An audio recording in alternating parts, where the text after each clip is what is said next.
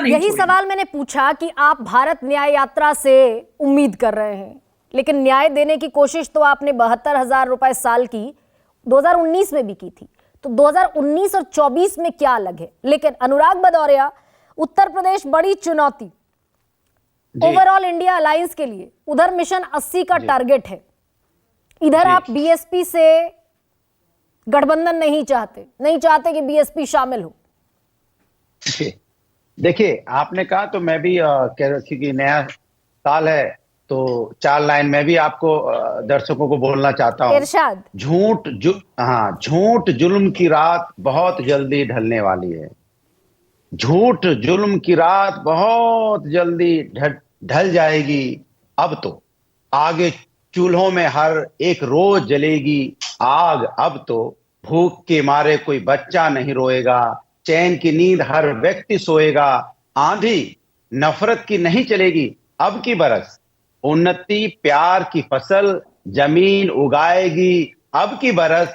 2024 में जनता नई सरकार बनाएगी अब की बरस। तो भारतीय जनता पार्टी के जो कहते हैं ना झूठ जुमला अत्याचार, ये देखिए कमाल की बात है।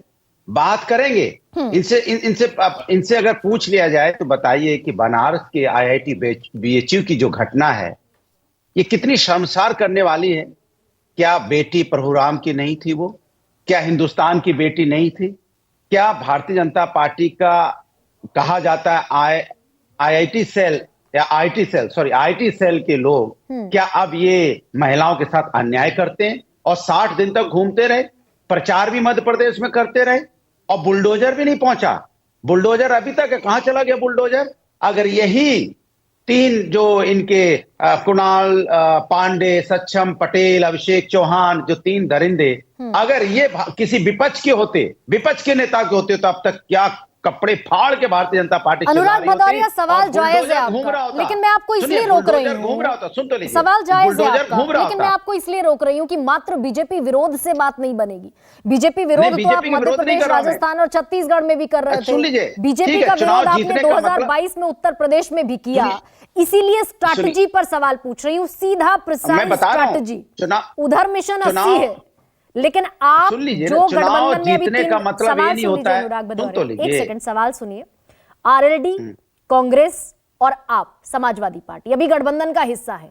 क्या ये 3 दल मिलकर इस मिशन 80 का मुकाबला कर पाने की स्थिति में है?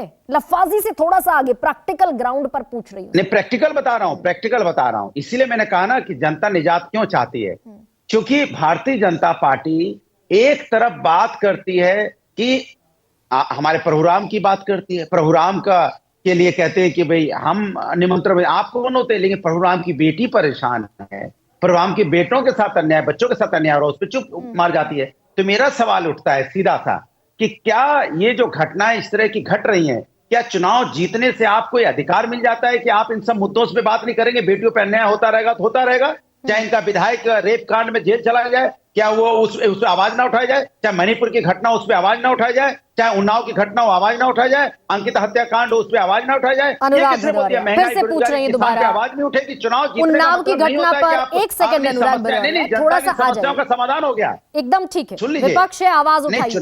मैंने कहा कि 2022 का चुनाव अभी आपने उत्तर प्रदेश में लड़ा, आपने उन्नाव की घटना भी उठाई, आपने हाथरस की घटना भी उठाई।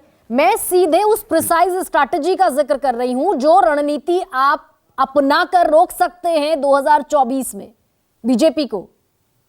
देखिए, सीधी सी बात है, बीएसपी का शामिल होना तो गठबंधन को मजबूती देता है उत्तर प्रदेश में।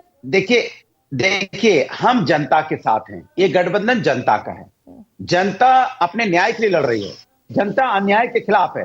भारतीय जनता पार्टी जिस तरह का अन्याय कर रही है, देश की जनता देख रही है कि जब महिलाओं के साथ भारतीय जनता पार्टी के नेताओं का नाम जुड़ता है तो वो बुलडोजर फेल हो जाता है। तब बुलडोजर उनके घर पे नहीं पहुंचता, तब बुलडोजर की कार्रवाई नहीं होती। लेकिन विपक्ष का कोई नेता अगर न्याय की आवाज उठाता है, अगर वो निर्दोष भी होता है तो बुलडोजर पहुंच जाता है। तो क्या उत्तर प्रदेश की जनता ये नहीं देख रही है? क्या उत्तर प्रदेश की जनता नहीं देख रही है? लेकिन अनुराग भदौरिया, स्ट्रैटेजी तो प्लान करनी पड़ेगी ना भाई। Micro management, BJP micro management से चल रही है, आपका माइक्रो मैनेजमेंट, आपका मैक्रो मैनेजमेंट भी समझ में नहीं आ रहा है, तो इस पर तो प्रश्न उठेगा।